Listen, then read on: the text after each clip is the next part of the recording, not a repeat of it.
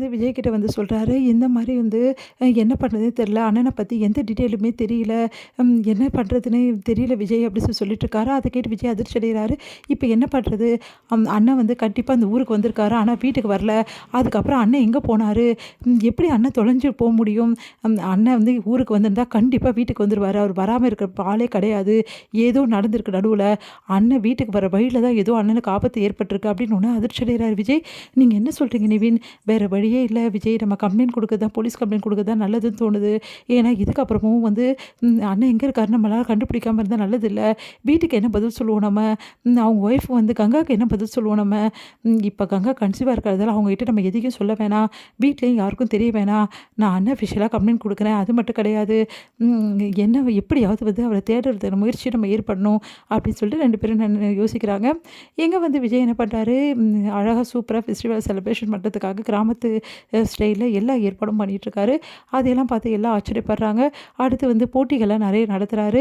ஒவ்வொரு போட்டிகளையுமே வந்து அழகாக சூப்பராக வந்து கயிறு இழுக்கிற போட்டி, அதுக்கப்புறம் வந்து இந்த மாதிரி உரியடிக்கிற வந்து நிகழ்ச்சி அதெல்லாம் நடத்துகிறாரு. உரியடிக்கும்போது சொல்கிறாங்க, விஜய் உங்களால் எப்படி பண்ண முடியும்? இந்த உரியடிக்கணும்னா கண்டிப்பாக வந்து கிராமத்து ஆளுங்கள் தான் பண்ண முடியும். நீங்கள் வந்து இங்கே சிட்டியிலே வளர்ந்தவர், நீங்கள் எப்படி பண்ணுவீங்க? அப்படின்னு சொல்லிட்டு எல்லோரும் கேட்டோன்னே, ஓ அப்படியா, இந்த விஜயை பற்றி உங்களுக்கு தெரியுமா? சிட்டிக்கு சிட்டி, கிராமத்துக்கு கிராமம் நான் அப்படின்னு சொல்லிட்டு, கிராமத்தானா நானும் கிராமத்தானும் ஒன்று தான், எனக்கு எல்லாமே ஒத்துப்படி, என்னால் பண்ண முடியும் அப்படின்னு சொல்லிட்டு விஜய் சொல்கிறேன். சரி கலக்குங்க விஜய் அப்படின்னு சொல்லிட்டு நிவின் சொல்கிறாரு. சரின்னு சொல்லிட்டு எல்லாருமே உரியடிச்சு பார்க்குறாங்க. யாரால் அடிக்க முடியல. நம்ம வந்து விஜய் வந்து சூப்பராக வந்து அழகாக அந்த வேட்டி தூக்கி கட்டிக்கிட்டு, கண்ணை வந்து கண்ணில் வந்து அந்த கயிறை கட்டிக்கிட்டு, துணியை கட்டிக்கிட்டு சூப்பராக வந்து அந்த உரியை வந்து பக்காவாக அடிச்சிடுறாரு.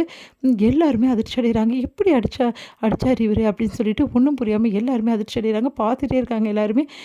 எப்படி முடியும் அப்படின்னு சொல்லிட்டு ஓடி வந்து ஹக் பண்ணிக்கிறாங்க. நம்ம காவேரி சூப்பருங்க அப்படின்னு சொல்லிட்டு. ஆனால் வந்து இதையெல்லாம் பார்த்துட்டு வந்து விஜய் அடிக்கிறதும், காவேரி வந்து ஹக் பண்ணுறதும், அப்புறம் எல்லாரும் சந்தோஷமாக இருக்கிறதையும் பார்த்துட்டு மூஞ்சி வந்து ஒரு மாதிரியை வச்சுக்கிட்டே இருக்காரு.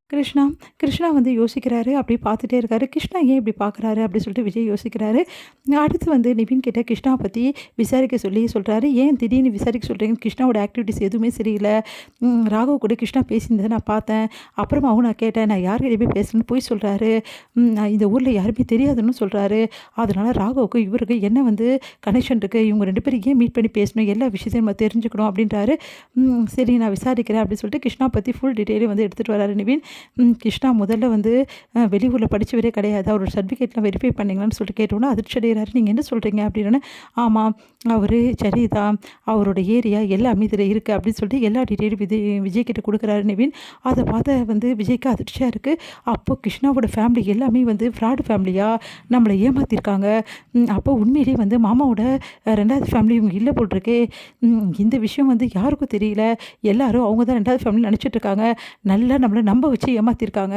இதை சும்மாவே விடக்கூடாது அப்படின்னு சொல்லிட்டு சமயம் நிவின் வந்து டென்ஷனாக, நிவின் அமைதியாக இருங்க. இப்போ நம்ம அமைதியாக இருக்க வேண்டிய வேலை. அவங்க போக்குலேயே போய் தான் நம்ம அவங்கள கேட்ச் பண்ணி பிடிக்கணும். அவங்கள கையும் களவுமாக பிடிக்கணும். சாதாரணமாக போய் சொன்னால் ஒத்துக்கவே மாட்டாங்க. அவங்க என்னெல்லாம் பண்ணாங்க அதனால் கண்டிப்பாக ஒத்துக்க மாட்டாங்க. அவங்கக்கிட்ட நிறைய ப்ரூஃப்லாம் ரெடி பண்ணி வச்சுருக்காங்க.